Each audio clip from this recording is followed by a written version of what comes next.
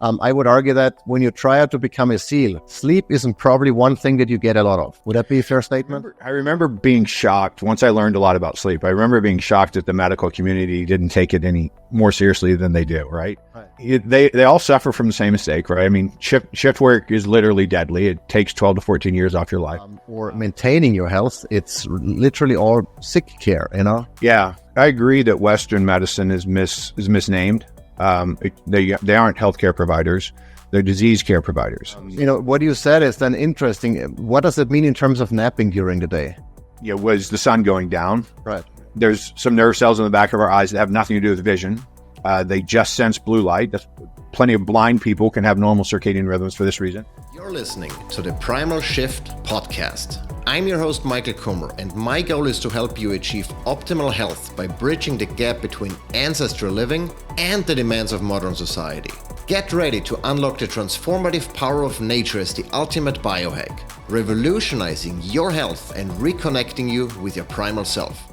One company that's bridging the gap between skincare and skin health is our sponsor, OneSkin. I've been using the topical supplements for the face and body, and I was quite impressed with the improvements in my skin's appearance. Their OS01 peptide is scientifically proven to target cellular aging, helping your skin look, feel, and behave as if it was younger. As a listener, you'll get 15% off your first OneSkin purchase with code MKUMMER at oneskin.co. That's ONESKIN.co. And now let's get back to the episode. All right, Doc Parsley, I appreciate it so much, you joining the show. I understand you are a retired Navy SEAL, you're a medical doctor, and you're a business owner, and I assume pretty busy. And you've realized, along the way that sleep is important. In fact, I would argue that when you try out to become a SEAL, sleep isn't probably one thing that you get a lot of. Would that be a fair statement? Yeah, I mean, I probably chose two of the worst professions, right? The medical training has a ton of sleep deprivation in it too, pulling call like every other night or every third night, staying up for 36 hours in a row, working late, getting up early. Medical school is very similar. Of course, SEAL teams don't really, it's better now. Right. But when I was a SEAL, the only reason to sleep is because you're too weak to be doing what you should be doing, and of course we have Hell Week, where, it's kind of a notorious part of SEAL training where you go a week without sleep. So, I chose really two terrible professions for sleep. But in my defense, I didn't know about sleep when I started either one of them. So it was a while before I knew how important sleep was. Right. Wouldn't you think that, those who set up, those environments know about sleep, especially in the medical field, but even in the military, I mean, anything really that's high performance, you would think that people know that sleep is important to perform, right? I've never thought about it like this. It just popped in my head when you said that. I remember being shocked once I learned a lot about sleep. I remember being shocked that the medical community didn't take it any more seriously than they do, right? Right. And I do a lot of lectures to special interest groups, sorry, so like law enforcement or DOJ or whatever, DOD, but I also talk to like all first responders, but to include hospitals, right? So like ER physicians, and all that. And they all suffer from the same mistake, right? I mean, shift work is literally deadly. It takes 12 to 14 years off your life. And I remember always going, man, I can't, like, the military, I understand that's antiquated. Like, they're just trying to build big, tough men that are more lethal than everybody else. And there's not enough education in that training system for them to get it. But when you just said that, then I started thinking, you know what? I didn't know anything about sleep after I graduated medical school. Zero, nothing. I never had a single class on sleep. So now that I think through it, neither has any other doctor. Right. And so why would they understand how important sleep is? Right. And then once they do, they're already in a system that was designed by people who didn't care about sleep. And now you have to redesign the whole system, right? Or fight the whole system, which that never works. So, you gotta design a superior system and make the other one obsolete. It's the only way you can get rid of systems. But, that's a long time in the making. But I would say in the last, I started lecturing on this in like 2009 because of the problems I was having with the SEALs. And at that time I was the only one, out there talking about sleep and performance. There are a few people talking about sleep and overall health and longevity. But we had guest lecturers come to the SEAL teams, and so we had guys like, Rob Wolf coming in, and Chris Kresser and John Welborn talking about fitness, and Kelly Starrett talking about mobility, and Dave Grossman talking about the psychology of killing. So we had like these New York Times bestsellers who were on the kind of the speaking circuit, and a lot of them had podcasts. And then when they heard me talk about sleep and performance, they were like, "Oh my God, you need to come on my podcast." And then they started inviting me to lectures and things like that, and that to do lectures at symposiums they were at. And that's kind of how I became a sleep guy. I mean, I can go over the story of like, why I learned what I learned, but it was never anything intentional. It was just kind of something I was forced to do by the environment that I was in. Right. One of the, and it's funny that you say, you had never had a lesson, in sleep as part of medical school. I mean, the same applies to nutrition. The same applies to so many other things where I'm like, yeah, what exactly are our doctors for? Besides being drug dealers, there's not really a whole lot that you can get from them in terms of, improving your health, or maintaining your health. It's literally all sick care, Yeah. And I mean, I agree that Western medicine is misnamed. They aren't healthcare providers; they're disease care providers. So they're providing care for your disease, and sometimes the disease is curable. Oftentimes it's something chronic, and they only know how to manage the symptoms. Essentially, I mean, obviously, an orthopedic surgeon, you break your bone, he can fix your bone. That's done. Right. But, diabetes or obesity or, some sort of blood disorder or whatever, even depression, anxiety, all these things, Western care doesn't really work for it. It kind of manages the symptoms. And I think that's because the pharmaceutical industry really owns the medical education pipeline. I know I became a doctor for good reasons. Right. Like altruistic reasons. Like I genuinely wanted to be like this really smart guy who could help everybody improve their lives and be better. And I wanted to know the answers, like how to solve people's health problems and make their lives better. And I say 99% of the people who go to medical school do that. However, medical school selects out for education. Right. So, and the educational system is built around obedience. So, the better little boy and girl you are in school, the more likely you are to make it into medical school. Right. I'm an anomaly is that I didn't even graduate high school. I got terrible grades my whole life. I was always a discipline problem. And then once I went to the military, got my act together. Then I went to college and kind of started all over. And I wasn't obedient. I just understood the game, and I played the game enough to get into medical school. But the pharmaceutical industry, and I don't know if this was masterminded, I like anything, you probably cap and piece at a time, but, the pharmaceutical industry, when they, and again, I think they started out for the right reasons. Most of the time it's like, well, there's this really bad disease and there's no solution for it. So let's see if we can figure out something like some kind of intervention we can make that will help people. And then who do they pay to do the research? They pay the researchers at the medical school, right? So then the doctors that work in research, they're researching these drugs, and then when they go to teach their medical classes, they're excited about what they're learning in their research, and they're teaching the medical students about this research of this drug and how well this works, and then that just cycles on and on and on and on. COVID was a big wake-up call for any doctor that thought they had autonomy or that they were trained to think, because those of us who thought freely and spoke freely all got in a lot of trouble. Banned, I was banned from Twitter for 18 months. I was banned from most of social media. I'm under review for the medical. I have multiple licenses because I do telemedicine all around the world, or all around the country. I mean, one of my medical license in California is under review.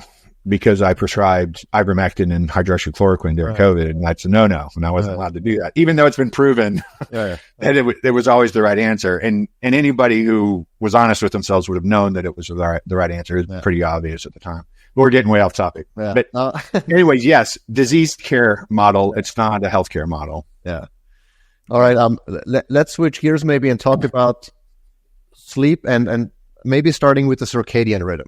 Probably a lot of people have heard the term. They kind of know that there is some sort of clock inside of all of ours. Every cell in the body has like some sort of circadian rhythm. Yeah. What's the so circadian rhythm? Why is it important, and what happens when your circadian rhythm is out of whack? Yeah. Your circadian rhythm can never be out of whack. Just your sleep cycles can be out of whack, like when you're choosing to sleep. Right. So, circadian rhythm, like most biological terms, are like job security words. We're just trying to sound smart. Circa means about, dia means day. It's about a day rhythm, right? Right. And for men, it's slightly longer than 24 hours. For women, it's slightly shorter than 24 hours on average. But basically, everything in the world is fractal. In my mind, at least, is how I see things. You look at the Bohr model of the atom, and it looks a whole lot like a solar system, and galaxies look a lot like solar systems, and the universe looks like a whole lot of galaxies. And it's like, there's a lot of fractal systems in the world, and we're just a fractal system. This animal talking to you, this technology that's smarter animals than me and invented. I'm made up of 30 trillion cells, and every single one of those cells are doing the exact same thing. They're doing the exact same thing that I'm doing. They're taking in oxygen. They're taking in nutrients. They're doing work. They're producing waste products, right? I'm just a bigger version of that. So every cell in my body is doing that, and every single cell in my body has a circadian clock in it, and it does different things when it's asleep than it does when it's awake. Mm-hmm. And I'm not saying your cells go to sleep, but they go into the sleep like this cycle that we call sleep. Mm-hmm. That's the time they do different things. So obviously the trigger for aligning our circadian rhythms is the sun. Like we evolved on this planet with that being the only light source for 149,900 years out of the 150,000 years we've been around, right? So most of our lives, most of all of human species, we've used the sun as our cue. And so we evolved on this planet to be optimal on this planet, right? Every evolutionary change was selected out for us to be the best human we could be on this planet. And of course, about 150 years ago, we thought we got too smart, and like we're smarter than the planet now, and we can do whatever we want to. And like we can stay up all night because we have light. We can work during the night and sleep during the day. And we can eat stuff that's not even food, and we can never work out and drive everywhere instead of walking and whatever. And it's to our detriment. But the cue for us to go to sleep, was the sun going down. Right. There's some nerve cells in the back of our eyes that have nothing to do with vision. They just sense blue light. That's plenty of blind people can have normal circadian rhythms for this reason. Sure. And when the blue light goes away, and my guess is because the sky's blue, that's why we evolved to that, right? So the blue light goes away. That triggers this pathway in my brain, kind of this long circuitous thing. Most people have heard of the SCN, suprachiasmatic nucleus. It's like kind of the master clock where all this stuff starts. Once we trigger that, it leads back to a pathway to the pineal gland in the back of my brain, which secretes, and which is a hormone almost everybody's heard of. And then once melatonin secretion starts, that initiates cascades, multiple, hundreds of biological shifts in your brain, biochemical shifts in your brain. So melatonin doesn't really make you sleep. It initiates the cascades for sleep. And if your brain's not working right, or if you have nutritional deficiencies, or if you're really stressed, whatever, and you overcome it. So, melatonin gets secreted. One of the big things that happens then is GABA, capital GABA, gamma aminobutyric acid, that gets secreted. And that slows down our brain and makes us quit paying attention to the environment. Really all measurable sleep is there's a lack of awareness between me and my environment. And so I'm not interacting with the environment. Of course, my eyes still work and my ears still work. Everything still works. My brain's just not paying attention to it, and I'm not reacting to anything. And then the other side of that is when I wake up in the morning, somewhere around the time the sun comes up, that bright light in my eyes further reinforces that circadian rhythm, so that now I'm sleeping when my cells are doing the work of me sleeping. When you do shift work and you work during the night, even if you go home and sleep 8 hours, nobody shifts consistently at 12 hours out of phase. Once you start shifting out of phase, it just kind of keeps cycling. Think of it like like a cartoon strip, or, like it just keeps cycling. And so sleeping when you're supposed to be sleeping is the most beneficial time to sleep, right? When you're sleeping, when you're not supposed to be sleeping, plenty of your cells could be doing the work of the awake you. While your brain is like, I'm asleep, right. and vice versa. So, we know that shortens lifespan. The World Health Organization has classified that as a type 2A carcinogen, which is the same as cigarettes, which means that we're really sure this causes cancer, but we can't research that because that would be unethical to give people cancer. So, that's what type 2A means. So it's carcinogenic. What you said is then interesting. What does it mean in terms of napping during the day? Because that's clearly a time when you're not supposed to be sleeping, right? So is it beneficial to nap? There's two different conditions for napping. So if you're napping because you haven't slept enough, that's critical that you do, because, like I said, basically you're born into this contract where it requires about 8 hours of sleep to recover from being awake 16 hours. Being awake is actually catabolic. I'm actually damaging myself. I'm causing inflammation. Waste products talk about my cells producing. My neurons aren't able to flush those waste products very well. That happens during deep sleep with the lymphatic system when that flushes out. So my brain's kind of the master driver of how much wakefulness I can maintain. If I sleep 6 hours instead of 8 hours, well, the whole point of me sleeping tonight is to repair. So, like I said, being awake is catabolic. When I work out, I actually damage my muscles, right? If I go to the gym, if I exercise, I'm weaker after I finish that exercise. If I've done any exercise worth doing, I'm weaker, right? And the only time I get stronger is when I go to sleep. That's the anabolic phase, right? That's the time when my muscles repair. And they repair in such a way that I can do tomorrow better than what I did today, hopefully. And then I have to prepare. So there's repairing, that's the immune system basically fighting off microbials, but also the immune system's what's repairing your muscles, what's repairing your tendons, your ligaments, whatever kind of damage you've done to yourself during the day. And then, of course, flushing out your waste products, flushing out the lymphatics in the brain, but just lymphatics, the rest of your body, you're flushing out of these waste products. And when I don't sleep 16 hours after I've been awake, I'm damaging myself. Every hour I'm awake after that, I'm damaging myself. So when I damage myself, what I'm causing is that those waste products building in my brain are causing chronic inflammation. They're causing inflammation. If I do that all the time, it's chronic inflammation. And what my brain will do is lay down beta amyloid proteins, right, to kind of wall off that chronic inflammation. It's much like atherosclerosis is chronic inflammation in your blood vessels, and your immune system gets tired of fighting and it lays down calcium, like puts a brick wall there and said, okay, we don't need to fight this inflammation anymore. Your brain does the same thing with proteins. So tau proteins and beta amyloid plaques, we call them. Those are signs of damage, right? Because you're putting protein down where a synapse could happen, or, where lymphatics could be flushing out, so you're kind of damaging yourself. So the best solution to that, right? So let me finish that thought. So first I repair and then I prepare.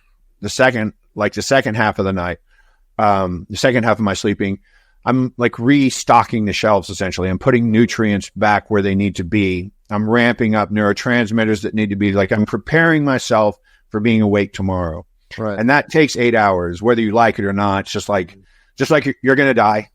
Nothing you can do about that. And it takes 8 hours to recover from being awake 16 hours. That's just it. I mean, you can fight it all you want, put butter in your coffee and wear blue blocking lenses. I don't care. Do whatever the hell you want to do, but you still need 8 hours of sleep. Right. So if you choose to sleep 6 hours instead of 8 hours, you've chosen to cut short your repair and your preparation by 25%. And the way you compensate for that is the stress hormones, because you're not prepared. You're not ready for the day. And so you use stress hormones, you use your adrenals to make yourself ready. So to get back to your question, when I have underslept, the sooner I can sleep, and the more I can sleep, the less long-term damage there will be. Right. So just like if I broke my leg and I just said, I'm too busy to deal with it, I'm just going to run around until it heals, I'll probably have some leg problems for the rest of my life, right? But if I immediately go to the doctor and I get it x-rayed and it's set if it needs to be set, and then you put a cast on and a bone stimulator and we repair it perfectly, a year from now, I won't even remember which leg I broke. It'll seem so normal. But if you did an x-ray, you'd still see damage, right? There was some damage in there. Now, if I never went to the doctor and said I'm going to deal with it, that damage would look a whole lot different. It'd be a whole lot worse. And so that's kind of the same thing. So I recommend naps to all people who undersleep. An interesting motivator if people are just choosing not to sleep. Like shift work is different. Obviously, people commit crimes at night. People have heart attacks at night, like whatever. We have to have shift workers. That's the way the world works. But if you're just choosing not to sleep, if you think, well, I'm going to get up at 4 a.m. because Jocko said so, and I'm going to go work out, and I'm going to do this, and I'm going to be ahead of everybody, and I'm going to get more work. Think about it this way.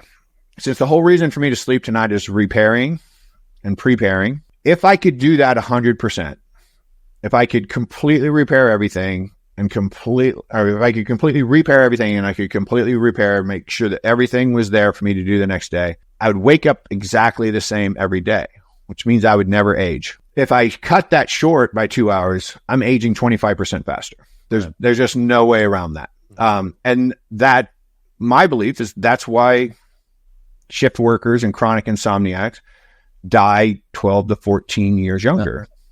That just makes sense. That's about 25% of your aging. You're kind of growing until about 25, and then you're aging after that. And so the other occurrence to use naps, because we live in a society, because we live in a world that we weren't really designed to live in, you can overdo it. Right. We can definitely overdo it, especially mentally. So we can get up and pound our coffee, whatever, take our whatever stimulants people are taking now, or nootropics, whatever, and we can ramp ourselves up and do a ton of work. And we exhaust our brains. Like we literally outperform our brain's ability to recover during the day to make everything balanced. Right. And you can feel like a big, what we call sleep pressure, like a big drive that I need a nap. If you nap somewhere between 15 to 20 minutes, that will restore your creativity. So if you're in a job that requires creativity, if you're a writer or any type of artist or musician, obviously those types of things, even obviously some business people need to be super creative with the way they run their business. A short nap in the day, doesn't matter how many of those you do. You can, if you take 20-minute nap 3 times a day, you'll restore your creativity. If you sleep somewhere between 30 and 45 minutes, you'll actually restore your creativity and cognitive functioning. Your cognitive functioning starts declining after about 1 p.m. That's kind of the peak of your cortisol curve, somewhere around 1 to 2. And then your cognitive performance will start declining. A short nap will improve that. It can get you back to normal, maybe get you another 2 or 3 hours of what we call executive functioning. So that's like problem solving, it's like choosing multiple paths. It would be math, it would be organizing, scheduling, those types of things. And then a complete sleep cycle. And we can talk about what that means specifically, but stage 1 down to stage 4, cross 4, back up through a REM cycle and done. That's one sleep cycle. That's 90 to 120 minutes. So what the research has shown is that as long as you don't do more than one sleep cycle during your day as a nap, it doesn't interfere with nighttime sleep. As long as you're waking up no closer than 3 hours to your bedtime. So you can't take a nap, from 8 to 9, and then, go to expect to go to sleep at 10. That won't work. But if you finish, if you take a nap from 5 to 6, great. You'll still be able to sleep at 10 o'clock. No problem. And actually this book right here, Don't Take a Nap, by Sarah Mednick. Mednick. She's a researcher at the college I went to undergrad in. What that does is it has this little wheel on it, right? And you put on there like what time you woke up, and then the yellow, green, and blue is like different naps. So I want some REM, I want some sleep, I want some slow wave sleep. If you put on there what time you woke up, it'll tell you what time of the day to sleep to get your optimal. So if you want to improve creativity, you want to improve function, if you're an athlete and you want to repair. Now, another really interesting thing is that, so when we learn something, and there's a whole lot of detail going into how somebody's prepared for this, and I'm happy to talk about it if you want, but it's kind of how we know how much sleep you need is this research. But when we do with something called sleep adapted, so that means that you've basically slept as much as you need to sleep for about a month. And then we can test you, say, come to the lab at 8:00 tomorrow morning, and I can teach you something new, like you're going to type with your left hand only, or whatever, or teach you anything, playing an instrument, or we can do something that you already do. So like athletic skills, or test you at things that are related to your job, whatever. And then say, come back tonight, and I want to test you again before you go home. And so you come back at like 7:00 tonight, and we test you again. You'll be worse than when you left training, because that knowledge decays.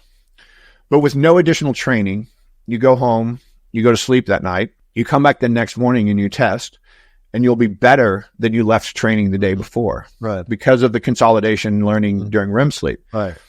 So this is fascinating, and it's in this book, all sorts of variations of this, but basically teach somebody a skill in the morning, have them take a nap in the middle of the day, and then they come back in the evening and they test just as though they've gone home and gone to sleep. And then they go home and go to sleep, and then they come back even better the next day. And so I've worked with UFC fighters who, maybe they're a wrestler, they're a grappler, and they're fighting someone who's a big striker. And so they want to they only have 8 weeks to get as good at boxing or kickboxing, whatever they're going to do. Like they only have 8 weeks to like really cram in as much as they can. So what they'll do is come in the morning, and train. They'll take a nap. They'll come in the afternoon. They'll train. They'll take a nap. They'll come in the evening and train, go home and go to sleep. They get 4 days of learning in one day. So naps are super powerful tools. In other words, if you do them right, Now, like I said, if you're just sleep deprived, you should do a nap just for brain health, just because it's going to decrease how much you're aging. It's to decrease how many stress hormones you're using, like how much of your energy is coming from stress hormones.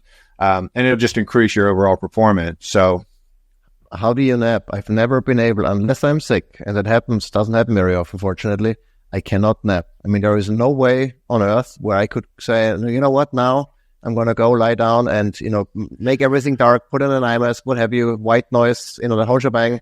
I do not fall asleep during it. Well, here's some good news to that. If you can meditate to a point where you get in theta brainwave state, which takes a lot of practice. If you're just regularly meditating, if you use something like a Muse to train yourself, you can learn that in like a month. You can be able to get yourself there. If you do that type of meditation for those same periods of time, you get about 80% of that same benefit. Interesting. Yeah. All right. Good to know. I have Muse actually at home. Okay. So I used to use something called Holosync. I used it for probably 10 years. And it was diurnal beats, right? So it had the background frequency in each ear was different. And it was a 300 hertz difference, right? Or a 3 hertz difference. Sorry, 3 hertz difference. So that's basically a delta brainwave. So your ears, just like your eyes are always filling in the blind spots. Your ears try to fill in the audio spots, right? It's like, that doesn't make any sense. Like, this is a little off than that. And it's not really even anything you can pick up. It was like rain. It's like white noise, essentially. But there was some frequency in there. And I used that as a meditation tool, but I always fell asleep with it. But basically, what the inventor of that technology says is like, you're ready for the next level when you can stay awake after listening to it for an hour. And I was like, So that was I did that when I was starting the sleep supplement. I'd just gotten out of the Navy, and I started I had a brick and mortar for a year, and then the Steels kind of harangued me into making the sleep supplement. And I said, all right, well, I'll step out of clinical practice and I'll just do consulting, private consulting for a year. And I'll get this supplement company off the ground, and then, I'll go back into practice, like brick and mortar practice. That was 10 years ago, and I'm still doing private consulting and running that company. I mean, it was just obviously, like, it's like starting a business. Like, it was just a super stressful time. Right. And I still had a ton of patience because that's the only way I was making any money. Obviously, I wasn't making any money off the sleep supplement the first several years. And so, I did that every day for an hour for probably 4 years. Like, it was like legit. And I used it off and on. I've used it off and on ever since. But that was definitely a big cognitive booster. I could tell. And any day I missed it was obvious. How are you supposed to feel? How are you supposed to wake up when you had a good night's sleep? How are you supposed to wake up? Yeah. Are you supposed to be like full of energy, jump out of bed, or is it normal to take a while to get out, or does it vary, or is there any, what are the indicators that I slept well? The indicators that you slept well is really your performance throughout the day, how you feel throughout the day. Waking up in the morning is not, some people, it's just never going to be easy to wake up in the morning. Like, that's just not the way you are. Right. So, when we studied, sleep duration, basically, they did it's something called the bunker trial. And they put college students in these bunkers, World War II bunkers, with nothing but a bed and a bathroom in it. And they said they locked them in a room, this cold, dark room. There's no light in the room. And this is in the 60s, so there were no cell phones or anything like that. And so they lock them in a room for 14 hours a day. They let them out for 10 hours a day. And then they ran this experiment all through the summer just to see what they could find out about sleep. The average person slept 12 and a half hours when they started. And then over the course of weeks, and maybe sometimes over a month, they gradually slept less and less and less until they were sleeping 8 hours a day.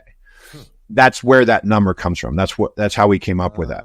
Now, and that's an approximation, right? Like, give or take 30 minutes was kind of where most people fell out. There's always outliers. There's always people who need significantly more. There's almost never somebody who needs significantly less. But so 7.5 hours is probably about the minimum that anybody will thrive on.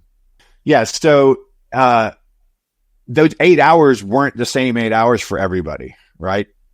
Because there are sort of natural genetic larks and genetic owls. There are people that wake up in the morning. I find these people very annoying. They wake up and they're full of energy and they want to chat and they're all ready to exercise and they got music going. And I'm like, dude, just settle. Like, give me some time to wake up. Yeah. and it's just different types of people. It's just like people have different personalities. People have, different shifts. And the people who naturally wake up early, what's happening is their cortisol is spiking sooner. Mm-hmm. So when you go into deep sleep, what we call slow wave sleep cycles, stages 3 and 4, theta, delta, whatever the hell you want to call it, the slow wave sleep cycles is deep sleep. When you're in deep sleep, that's the most anabolic time in your life. That's when all your anabolic hormones are being regulated. And that's when most, like 98% of all the anabolic activity that day is going to happen during deep sleep. And that's just the lowest stress hormones you will have at any time in that 24-hour period. Now, cortisol is the one we usually use. It's a big molecule. It's in the blood a long time. So the way we can measure it. So the lowest it will ever be is during deep sleep. And deep sleep is primarily early in the night. So the first sleep cycle is 80% deep sleep. The next sleep cycle is 60% or 50% deep sleep. And the rest is REM, right? And then stage 2 and REM. And then every sleep cycle, you'll do about 4 to 6 sleep cycles, depending on how long they are during your 8-hour sleep.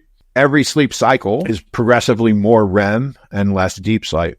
And so what's happening is your cortisol is coming up throughout the whole night. So after you finish your deep sleep, so probably after your second sleep cycle, the cortisol starts coming back up. Mm-hmm. And with no light, no noise, no heat change, nothing to wake you up, living in this bunker, you wake up 8 hours after you've been asleep. Right. So what wakes you up? It's cortisol. Mm-hmm. So if you're somebody who if you can sleep whenever you want to, and you're an owl like I am, probably I would feel best if I slept from midnight to 8, but the world doesn't work that way. So I sleep from 10 to 6, because that's just better for my life. Yeah.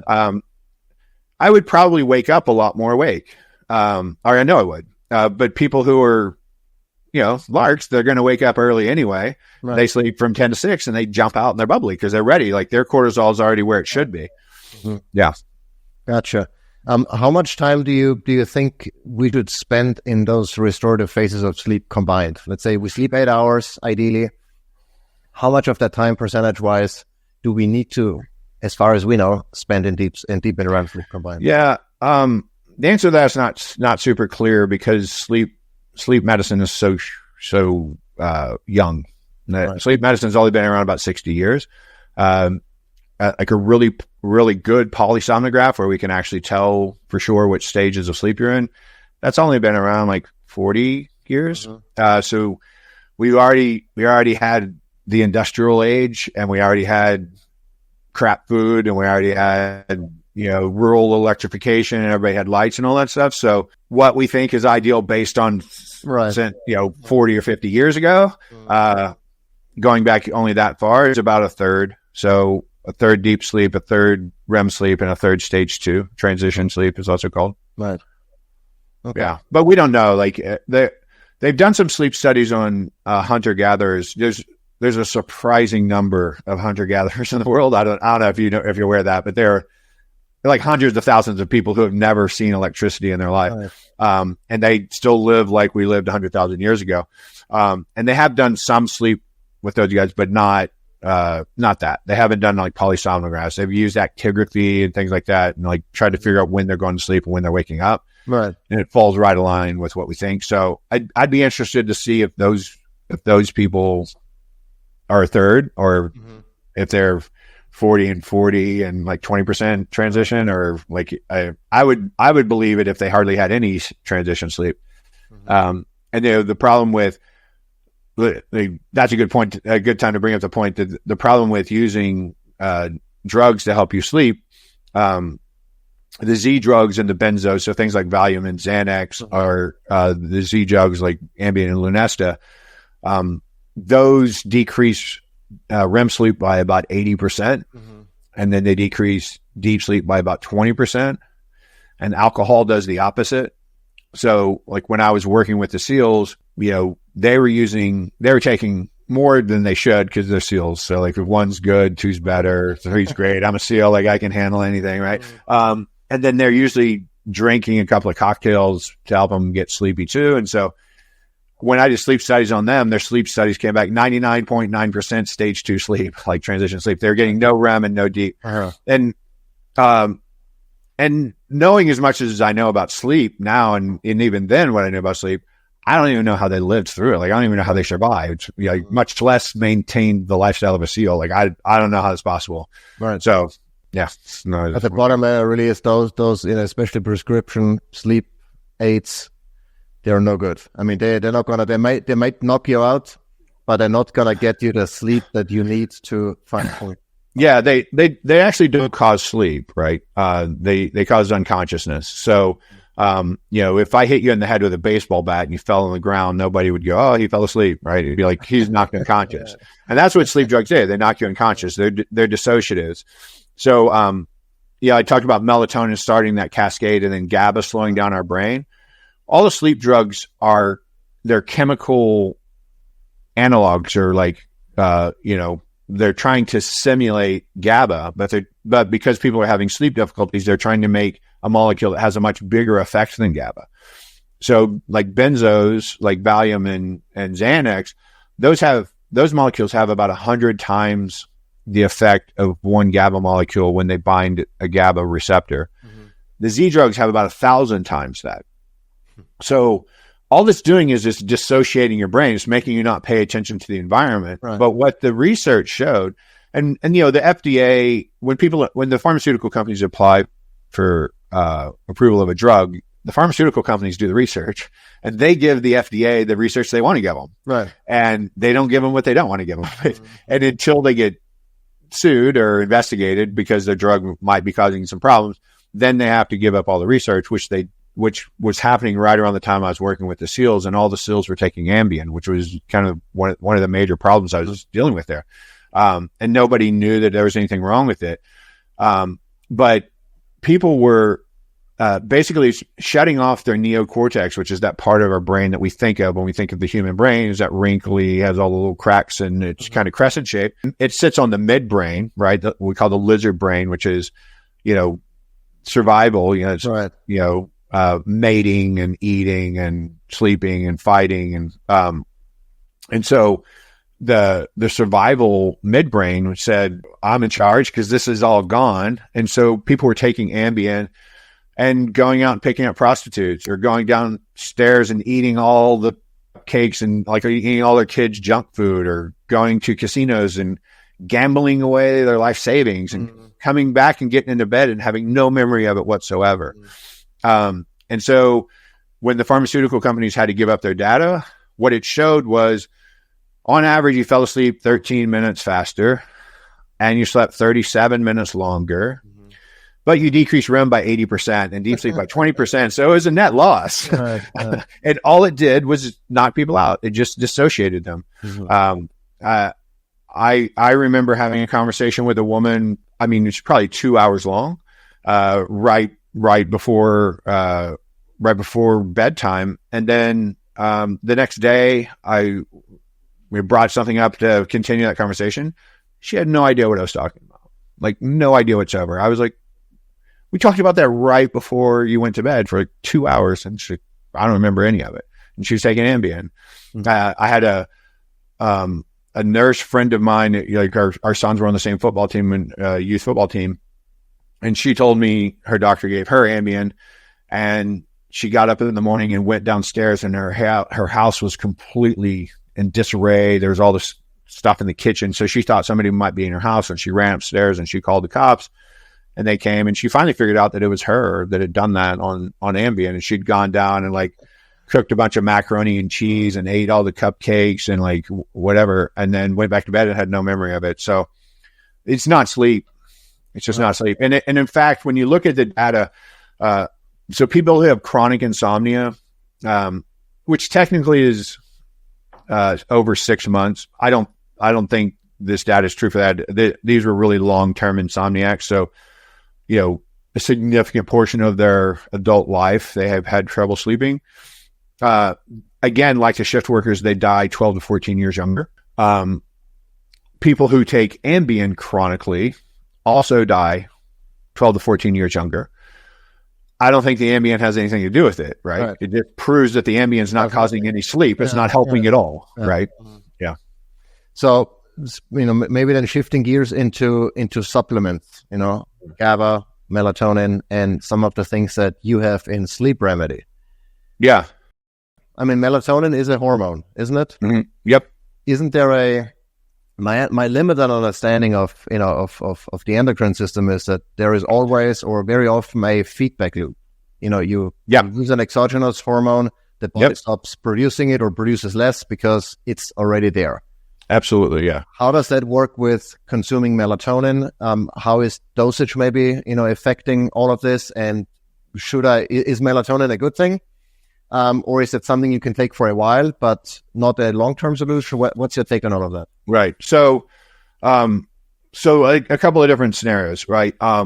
If you're taking a supplement, so with all the technology we have today, with me being able to look at your epigenetics and your micronutrients and, evaluate for toxins and heavy metals and look at your blood work and your hormones and measuring your brain waves. There's so much stuff I can do now that I can come pretty close to saying, here's the ideal way for you to live your life. To sleep exactly this much and eat this and exercise. We can come pretty close to say that's ideal. Mm-hmm. And then in reality, somewhere around here, this is what you can actually do because you have other responsibilities other than, right? And so we supplement in between there, right? And in that gap, we supplement. Mm-hmm. And that might be a gadget whatever, I can't nap. So I use this Muse device to help me meditate better. So I can't, right? So that's part of that supplement. Mm-hmm. And then nutritional supplements, I believe, should just be nutritional supplements. So these are things that are normally in your body, right? This is ordinarily there. Mm-hmm. And just because of the way modern society is, or maybe your lifestyle specifically, there are things that people tend to have deficiencies in. Mm-hmm. And then the other thing to remember is that a lot of nutrients that are in your body are stored intracellularly, and then they come out when they're needed. And that has a lot to do with those physiologic changes. So when I said, the blue light decreases and melatonin gets secreted, we don't fall asleep right away, right? It's not like the sun goes down and you pass out. It takes about 3 hours for all those changes in your brain to happen. Mm-hmm. And then about 3 hours later, you feel really sleepy. Right. And so what happened is melatonin got secreted. That led to GABA. That slowed down the brain. The sun was the only source for heat. And so the environment got colder and you got colder, and you're a bad predator. You're a bad match for almost any animal in the world, right? Like a raccoon could kick our butts pretty easily. So you would tuck away in some sort of shelter because you're very vulnerable when you're asleep. You can get eaten by an animal. So, the sun went down, you got in your little shelter, you maybe had a fire in front of you, you talked for a while, you didn't get involved in the environment, you got colder and you fell asleep. And it takes, like, if people go camping and don't use electric lights, they'll realize like that still happens to this day. Mm-hmm. Problem is nobody spends 3 hours getting ready for bed anymore. Right. And a lot of those nutrients, like I said, are being released from your cells to be in the bloodstream for the brain to make changes. And so what I did with my supplement is I just learning sleep physiology and how melatonin is made and what triggers it to be made and all that other stuff. What normally happens in those 3 hours? Well, tryptophan gets converted into melatonin. So tryptophan becomes 5-hydroxytryptophan. 5-hydroxytryptophan needs both magnesium and vitamin D3 to convert into serotonin. Serotonin becomes melatonin. Melatonin, like I said, is the initiation of sleep. But from the time the sun goes down until you wake up in the morning, your brain only secretes about 6 micrograms of melatonin. So you don't want a whole lot of it. And when you're talking about so taking any melatonin, over-the-counter supplement is probably not a good idea. Right. So yeah, I've seen 50 milligram capsules of melatonin. I'm like, all right. I don't know. But like you're talking about, exogenous hormones very often, almost always, affect your endogenous production, like your normal production of it. So if I give you testosterone as hormone replacement therapy, and I give you 300 milligrams a week, your testicles on average make about 75 to 120 milligrams a week. So I've given you 3-4 times what you need. 100% of your testosterone production is going away. It's over. And testicles can atrophy, so you won't get that back. Whereas like, a lot of hormones you can get back, but testosterone is one of those you can't get back. So if you take melatonin, and that's called what we call a supraphysiologic dose, which means there's no way that would ever happen without exogenous hormones. So if you take a 1 milligram capsule, let's say, and even if you only absorb, let's say you absorb half of that, right? Well, you still have, and sort of immediately, you have way more of that hormone than you need for 6 hours, right? Or for, I'm sorry, like 10 hours, right? From the time the sun goes down until you wake up, 10, maybe 12 hours. So you've overdosed. And when you overdose, we've never been able to prove that it decreases melatonin production, because the only way to do that really is to measure inside of somebody's brain. Because the gut produces melatonin as well. And so it's hard. But like if we said actually in the brain, we can't prove that. What we have proved with animal studies, though, is it downregulates melatonin receptors, which is exactly the same thing, right? Because you have this hormone floating around, it needs a receptor to bind to do its work. So if I put a milligram of melatonin in your brain immediately, well, your brain's smart. And it's like, well, I don't need all these receptors, right? There's 500 times more melatonin than I need right now. So I'm going to not make so many of these receptors. And now if I take that melatonin away, I have to wait for all my receptors to come back before my normal melatonin is adequate. So in my supplement, I put 2 micrograms in there, hoping that 1 microgram of that will get in your brain, and that will be an initiation. So it like initiates the cascade. And then I have the tryptophan and the 5-hydroxytryptophan and the magnesium and the vitamin D3 to help you make more melatonin. You have to keep making it through the night. Like nothing in my product lasts more than say 3 hours or something, and then it's all gone, consumed or in your bladder. And I just help to initiate that cascade as if you had spent 3 hours getting ready for bed. Like I'm kind of pushing everything that way. And then I put GABA in there because GABA is supposed to be slowing down your brain. That doesn't cross into the brain very well. So I put an amino acid called L-theanine in there, which is just normal. It's in your body anyway, but it enhances the effects of GABA. So it makes GABA work better. It doesn't increase the GABA, but it makes GABA more effective. And then just recently, kind of, I'd say the only kind of trick I did in that I've added phosphatidylserine recently, and that's because of research that shows phosphatidylserine decreases cortisol production. And the reason most people don't sleep well is because their stress hormones are too high. And so I put, and it's a small amount. It's probably an inadequate amount for a real insomniac. They probably need to take additional phosphatidylserine. But that's the reason I do what I do. If there was something else I could put in there that I believed worked, I would. I keep up with the research. There's all sorts of herbal things that are supposed to help. I know nothing about that, and I'm never going to. Like it's not a field I've chosen to go down that rabbit hole really deeply. But I believe that those ingredients I mentioned, I think those are the only things that truly help with sleep, because if there's anything else, I would put them in my product. So any one of those ingredients will help. Vitamin D3 deficiency, it's ubiquitous. 95% of the country is probably deficient. That alone will improve your sleep. Magnesium deficiency, really, really common. That alone will help your sleep.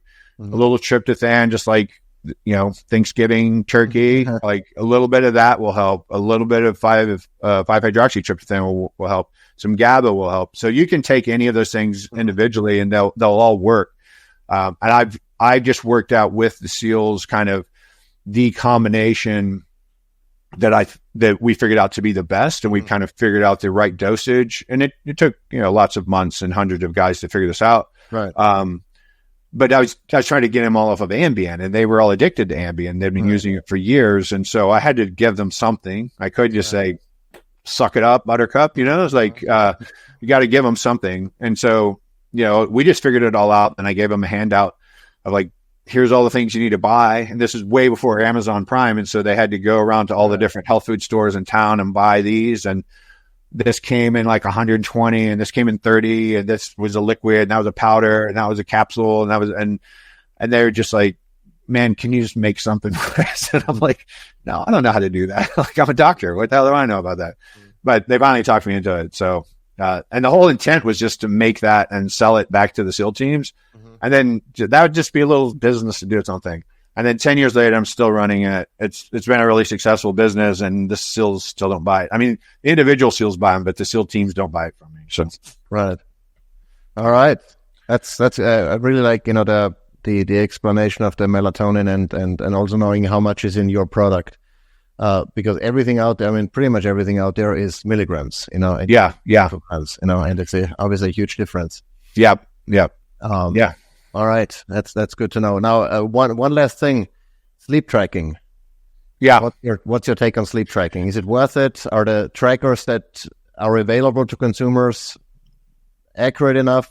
Are they accurate enough to establish trends at least, or see trends rather than individual, readings? What's your take on that? So, my business, like my real business, as a doctor, is I do private consulting, and I do annual health programs, or kind of annual health makeovers for usually guys in their 40s and 50s, who kind of want to get their mojo back.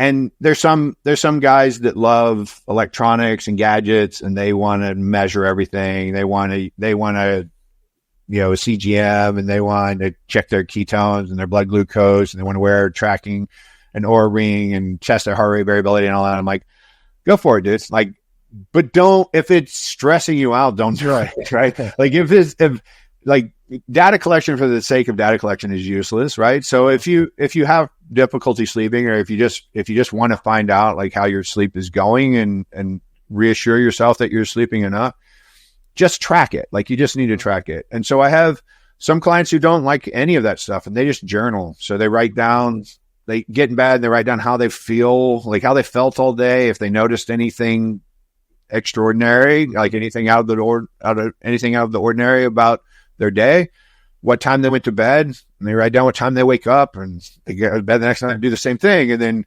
and we figure out trends. So, when we do a real sleep study, keep in mind, society was already broken when this technology came across. And we put, all these electrodes on your head, and we have a strap around checking for your breathing. We got your pulse going. We have your pulse ox going. We have actigraphy to see if you're moving. We have things to see if your eyes are moving around for REM sleep, all that stuff. And we combine all that into the histogram, which is like stage 1, 2, 3, 4, time, 4, 3, 2, 1, REM sleep, and those sleep cycles I was talking about. And that's what these devices are trying to simulate. But what they're doing is they're taking a few data points out of all that data that we have. Like we have hundreds of thousands, millions of people have done histogram or have done a polysomnograph. And so we can say, well, when their pulse was doing this, and when their pulse ox was doing this, and their movement was doing this, they tended to be in this level of sleep, deep sleep, REM sleep, whatever. And so they're developing an algorithm that's making assumptions off of big databases of polysomnographs. So they're not accurate 100% for sure. And even a polysomnograph isn't accurate 100% for sure. So I think it's a useful device if it's not going to stress you out and you just want some basic data. But I would also journal with it, or some sort of tracking of that, because what I very often find, it doesn't matter if they're wearing an Aura or a Garmin or an iWatch or Apple Watch, whatever you call it, or a Whoop band or whatever they're doing. Almost always their ideal sleep, when they feel the best and when they perform the best, isn't at their 100% score. Right. It's like, maybe it's 80%, or maybe it's 90%. Sometimes it's 70%, but it's like, figure out what you're doing. Like when you feel really good, and you've got some journaling in there, like, well, today was awesome. I did a PR in this and I felt great and I had tons of energy, and you see 10 or 20 of those over a couple of months. And then you look back and you go, oh, every time that's happened, my sleep score is between 70 and 75. Right. All right. So that's your number.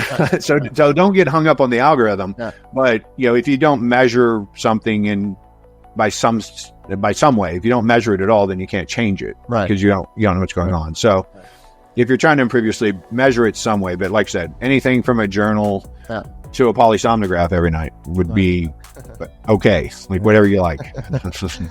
All right, cool. Well, I appreciate it. We're going to have all of your information, but also the sleep remedy, including a discount code that is yet to be determined, in the show notes. So you just say it. You just say what you want the discount code to be, and that's what it'll be. What's that? Code Primal Shift. Primal Shift. That's what it'll be then. All right, cool. That'll be in the show notes. Okay. And this episode airs. Okay. Very good. Well, I appreciate your time very much. I'm looking forward to trying those supplements myself, and doing some journaling and sleep tracking to see how if it changes anything. Well, again, thank you very much. All right. Yeah. Thanks for having me. Appreciate it. All right.